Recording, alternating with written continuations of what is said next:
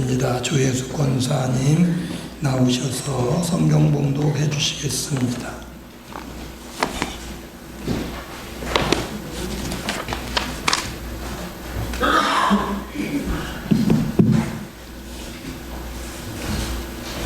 성경 봉독하겠습니다. 시편 136편 1절에서 9절 말씀입니다. 구약 901쪽입니다. 봉독하겠습니다. 여호와께 감사하라. 그는 선하시며 그 인자하심이 영원하니로다. 신들 중에 뛰어난 하나님께 감사하라. 그 인자하심이 영원하니로다. 주들 중에 뛰어난 주께 감사하라. 그 인자하심이 영원하미로다. 홀로 큰 기한 일들을 행하시는 이에게 감사하라. 그 인자하심이 영원하미로다. 지혜로 하늘을 지으신 이에게 감사하라. 그 인자하심이 영원하미로다. 땅을 물 위에 펴신 이에게 감사하라. 그 인자하심이 영원하미로다. 큰 빛들을 지으신 이에게 감사하라. 그 인자하심이 영원하미로다. 해로 낮을 주관하신 이에게 감사하라. 그 인자하심이 영원하미로다. 달과 별들로 밤을 주관하신 하나님이 주관하게 하신 이에게 감사하라. 그 인자하심이 영원하미로다. 아멘.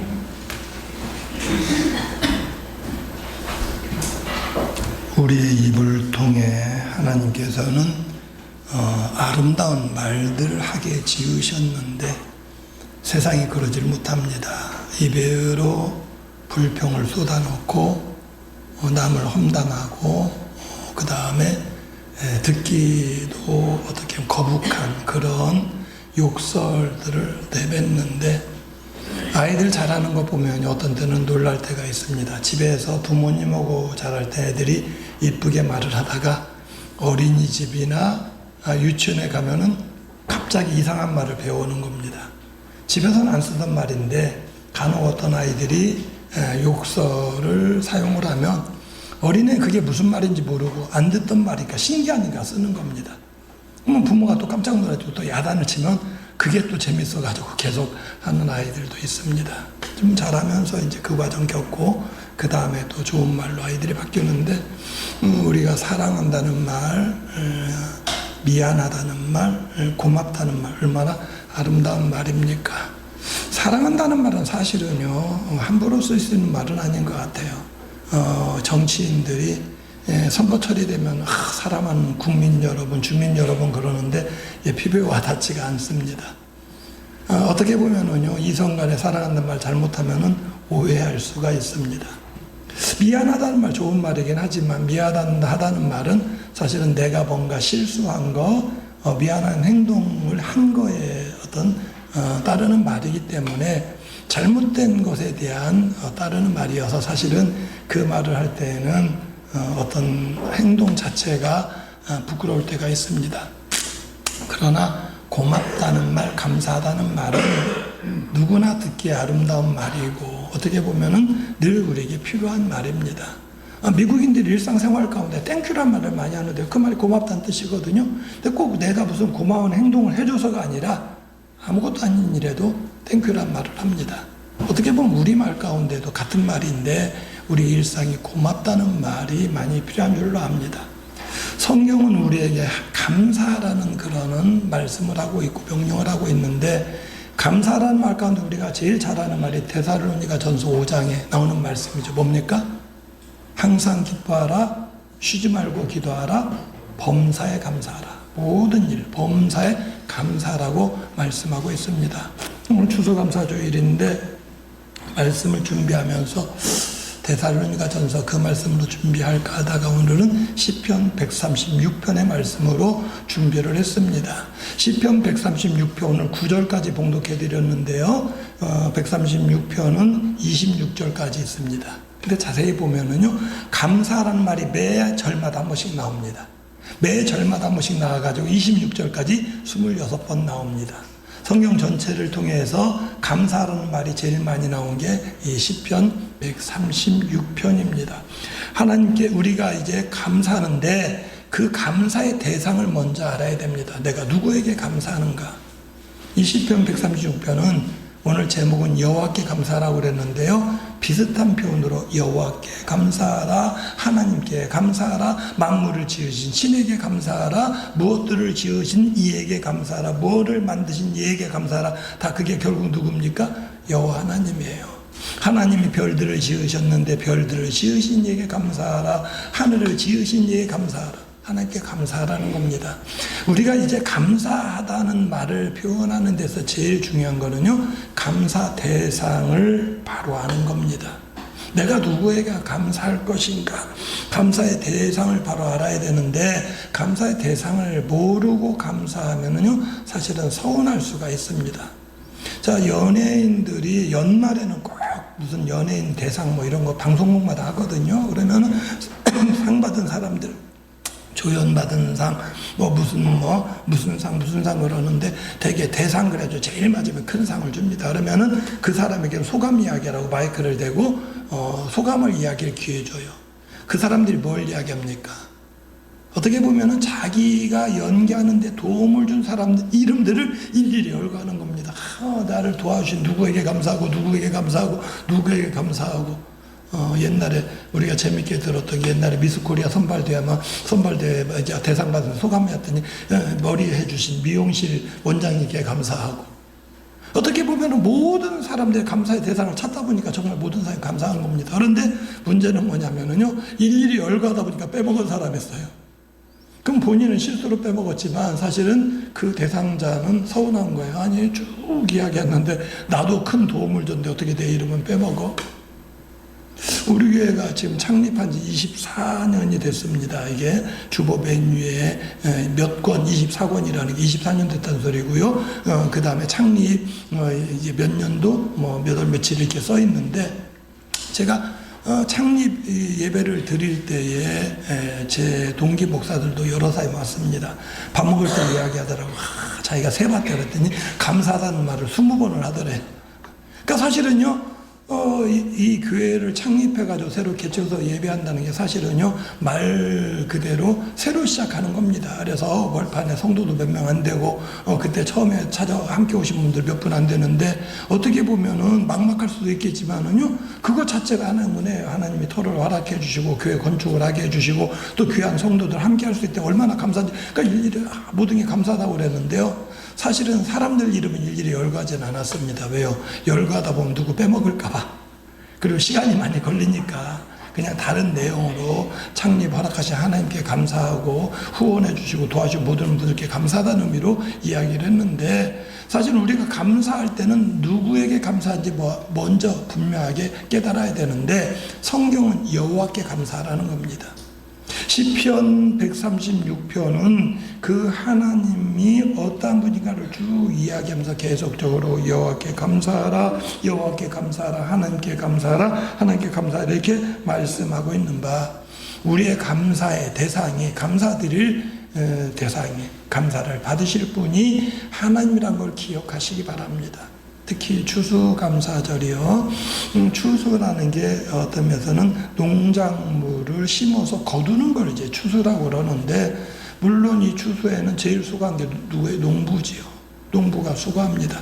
근데 농부가 수고하는 가운데 사실은요, 사람이 아무리 수고를 해도 하나님께서 함께하지 않으면 농작물을 어떤 면에서는 못 자랍니다. 농작물이 하나님께서 햇빛을 내려주시고 적당하게 어떤 면에서 비를 내려주시는 가운데에, 그리고 태풍 때도 지나가게 하시는 가운데 농작물이 이 어떤 면에서 자라고, 그 다음에 익어가고, 그 다음에 열매를 맺고, 그 다음에 과일이 익어서 우리가 추수할 수 있게 되는 겁니다. 여름에 농사 잘 지어가지고 이게 무럭무럭 식물이 자라고 벼가 자라고 가을 추수할 때가 되었는데요, 갑자기 비가 내려가지고 눈이 싹 잠겨버리면은요 추수 못합니다. 어떻게 보면 이 가을에 태풍이 불어가지고 사과가 무르익었는데, 빨갛게 익었는데 갑자기 태풍이 불어가지고요 과일이 다 떨어지면은 거두지 못하는 겁니다.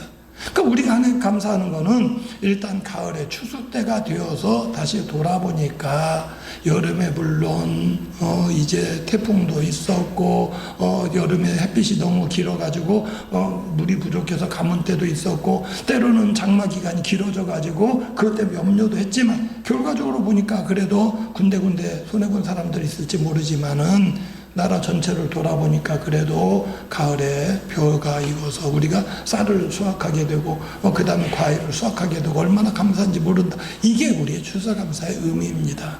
물론 기도 가운데 말씀드린 거고 말씀드린 것처럼 우리 성도님 가운데 뭐 물론 작은 농사는 지을지 모르지만 직업으로 농사 지은 분은 안 계셔요.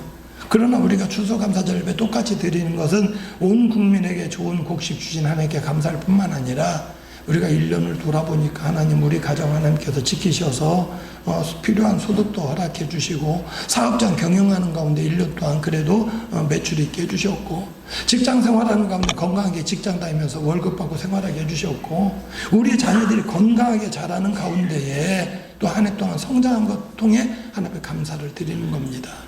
여호와 하나님께 감사하시는 우리 모든 성도님들이 되시기를 주님의 이름으로 부탁을 드립니다.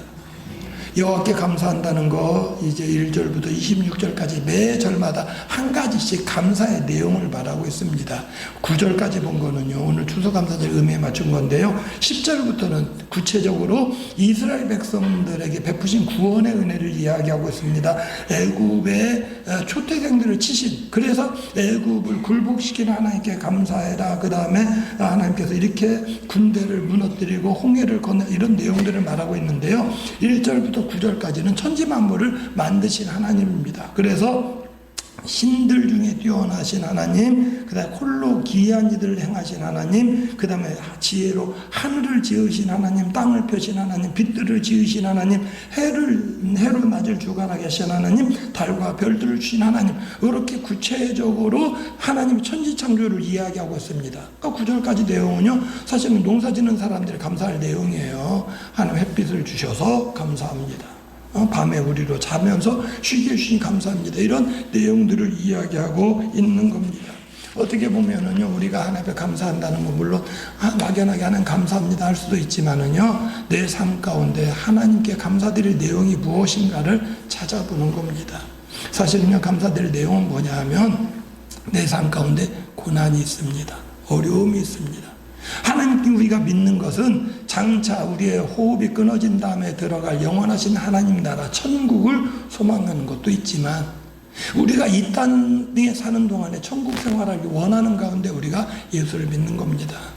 자주 말씀드리는데 제가 우리 교회에서 아직 강조하는데 우리 신약 성경에 보면 예수님께서 또 예수님 전에 세례 요한이 복음을 선포했다는데 복음이 뭐냐면 회개하라 천국이 가까웠느니라 이렇게 말씀하고 있습니다. 천국이 왔다는 겁니다. 그럼 가까이 왔다는 건 뭘 의미합니까? 죽을 날 가까웠다 그 말이 아니에요.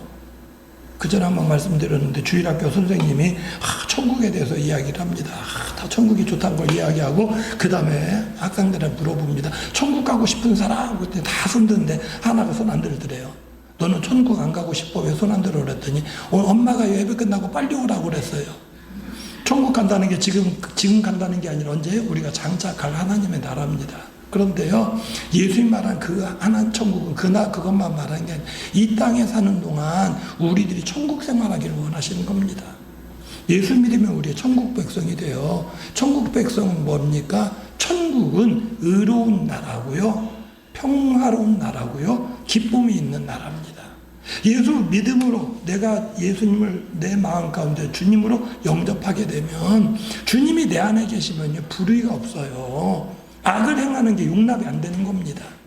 어떻게 보면은요 위협이 있다 할지라도 협박이 있다 할지라도 내가 예수 믿는 사람으로서 불의를 내가 행할 수가 없고요 용납할 수가 없어요. 그러니까 첫째는 의입니다. 그러다 보면 불안하게 생각할 수 있는데 영원하신 하나님 나라를 내가 이미 확보를 했기 때문에 누가 위협한다 할지라도 두렵지가 않아요.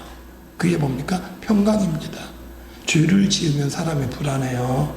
내가 이미 지은 죄는 회개, 뉘우치는 겁니다. 예수님 내가 잘못했는데 용서해 주세요. 내가 회개하면 예수님 모든 죄를 사하신다고 그랬어요. 그러니까 예수를 믿는 믿음 평안함을 누리는 겁니다. 그러다 보니까 평안함이라는 게 그냥 가만히 그래 별일도 없고 평안할까 좋지 이게 아니라 더 나아가서 매일의 생활이 기쁨이 넘치는 겁니다. 주를 믿는 믿음 안에 주님께서 내 기도를 들어주시니까 그 기쁨 어디 나옵니까? 문제가 있어요. 예수님 뭐라고 약속하시냐면 내 이름으로 무엇이든지 구하면 들어주시리라. 이 천지만물을 만드신 하나님께 기도합니다. 하나님 내가 이런 문제가 있는데 하나님 들어주세요. 예수님의 이름으로 기도합니다. 예수님의 이름으로 기도했어요. 시험해 보세요. 내가 문제가 있는데 해결되는지 안 되는지 이거 내 힘으로 안 되는데 하나님 해결해 주세요. 얼마니 기간이 걸릴지 모르지만 얼마 시간이 걸릴지 모르지만 기도의 시간을 많이 요구하는 건 아닙니다. 쉬지 말고 기도하라는 말씀은 내가 교회에 나와서 무릎 꿇고 눈 감고 기도하는 거는 말하는 게 아니라요. 내 삶이 기도입니다. 어려운 문제에서 하나님 걸어가면서 하나님 내가 지금 큰 문제가 있는데 하나님 해결해 주세요.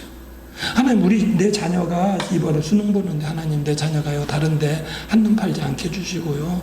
매일매일 성실하게 준비하게 해주시고요. 그래서 결과 나오게 해주세요. 계속 기도하는 겁니다. 내가 기도하면 그 다음에 뭡니까? 결과를 바라보는 겁니다. 아 하나님 내 기도 들어주셨구나.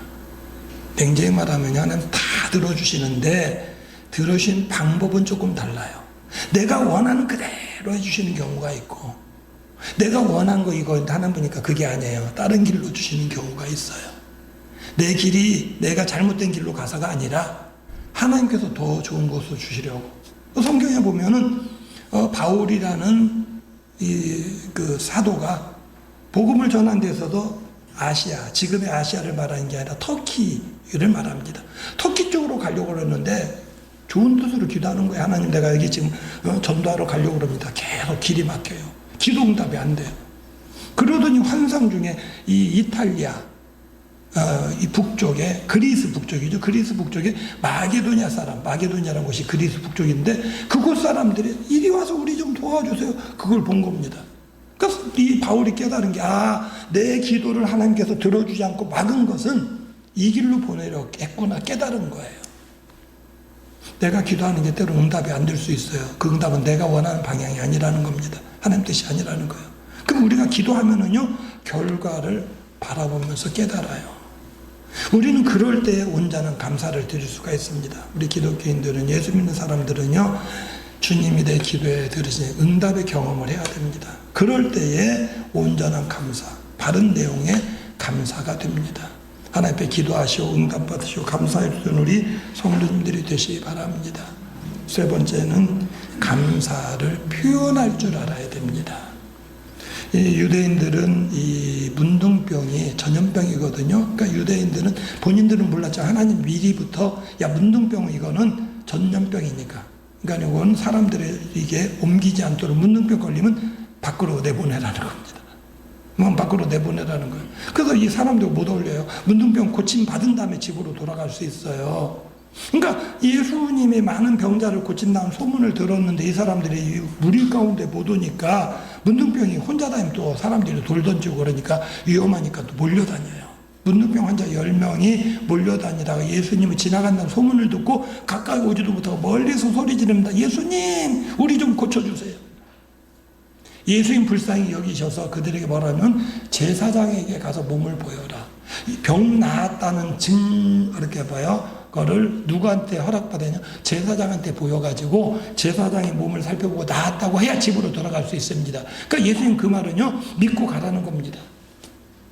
사람들이 가다 보니까 벌써 나왔어요. 나으니까는 제사장한테 안 가고요. 그 다음에 각자 자기 집으로 가는 겁니다. 적당히 알아서. 한 사람이 예수님께로 돌아왔어요. 그리고 예수님 감사합니다. 예수님이 병 낫게 해준 걸 깨달은 겁니다. 예수님 말씀하십니다.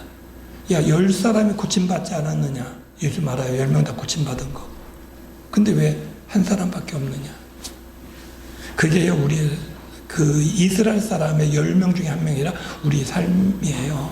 10중 8구란 말하잖아요. 10명 중에 9명 감사할 줄 모르는 겁니다. 그냥 뭔가를 기대했다가 되면은요, 이게 누구 때문이라는 거, 누구 도움이라는 거 생각도 안 해요. 그냥 자기 혼자 잘 되는 줄 압니다. 가장 기본적으로 부모님 은혜 가운데 자랐는데 부모님 은혜 모르고 자기 혼자 큰 줄 알아요. 저희 어머님이 내가 잘할 때 가끔 그랬던 것 같아요. 또 이모님 그런 것 같아요. 내가 조금 뭐 잘못하면 지 혼자 큰 줄 안다고. 우리가 혼자 큽니까? 부모님이 키워주신 거 누구나 다. 어떤 면에서 표현할 줄 알아야 되는데 표현을 안 하니까 서운한 겁니다. 어떻게 보면은요, 연세 드신 부모님이라도 감사하다고도 표현하시고요. 내 이웃 가운데 고마운 일이 있으면 그냥 잠깐이라도 표현할 줄 알아야 어떻게 보면은요, 서로 정을 느끼는 겁니다. 우리 목사님들이 이렇게 교회 행사에 있어서 모이면은 그 다음에 교회에서 음식 장만하고 그럽니다. 그러면 지금은 은퇴하셨는데 한 분 목사님 유명한 분이 있습니다. 말로써 얼마나 잘하는지 몰랍니다. 꼭 주방에 가가지고 아유 권사님들 음식 참 맛있게 잘 먹었습니다. 내가 6.25 동란 이후로 처음으로 가장 맛있게 먹었다고. 6.25 동란 겪을 나이가 아니었거든요. 54년생인데 6.25 동란 50년 일어났어도 4살 때인데 뭐 알았겠어요. 근데 사실 이게 그냥 이렇게 뭐랄까 과장한 것 같은데요. 듣는 사람들이 기분 좋아해요. 그 레파토리가 맨날 똑같아요. 다른 교회 가서도 음식 먹거나 아이고 권사님 내가 6.25 동란 이후에 이렇게 맛있는 음식 처음 먹어봤다고. 사람이 다 똑같은 게요. 그냥 과장한 것 같지만 악의는 아니거든요. 그러니까 이거를 기분 좋게 받아들이는 겁니다. 똑같이는 못하지만요. 사실은 우리가 표현하는 게 얼마나 좋은지 모릅니다. 감사함을 표현하는데 사람도 그러는데 하나님도요. 우리가 하나님 앞에 기도로 하나님 감사합니다. 표현할 때 내가 내 삶 가운데 하나님 은혜를 증거하는 겁니다. 내가 하나님 은혜 가운데 이렇게 살고 있어. 내가 기도하는 가운데 하나님 내 기도를 들으시고 내 문제를 해결해 주셨어. 그게 뭐냐면 표현할 줄 아는 겁니다. 하나님께 감사하는 것이 하나님 앞에 나와 예배하는 것, 기도하는 것뿐만 아니라 삶 가운데 내가 다른 사람에게 하나님 은혜를 증거하는 겁니다. 그럴 때에 하나님께서 기뻐하시고 사람이 뭐라 그래요? 표현을 잘하면은요 하나 더 주고 싶어. 표현을 하니까 그 다음에 하나 더 주고 싶은 겁니다. 그 목사님 맨날 그러니까는 야 목사님 여기 떡 있는데 더 드세요. 맨날 그 목사님 상에 풍성해. 그러고 하니까 역시 저러니까 저 목사님 어디가 대접 잘 받는구나. 하나님께 우리가 감사하는데 오늘 말씀 그대로 절마다 어떤 하나님께 감사하라. 이런 여호와께 감사하라. 뭘 만드신 이에 감사하라.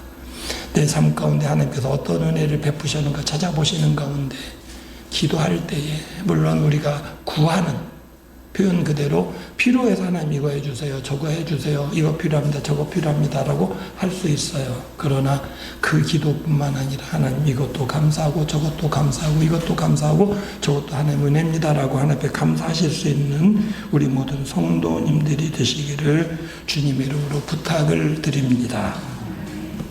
추수감사절을 맞아 하나님 앞에 감사로 예물 드리게 하시고 감사로 예배하게 하시고 하나님 앞에 입술로 감사를 표하게 하시오니 더욱 감사함을 드립니다. 내 삶이 내게 주신 하나님의 은혜임을 깨닫게 하시고 그 하나님의 은혜를 일일이 찾아서 감사로 영광 돌리는 우리 모든 성도들의 삶이 되게 하시며 그러므로 더욱더 감사의 조건들이 넘쳐나게 하여 주시옵소서. 예수님의 이름으로 기도드리옵나이다. 아멘.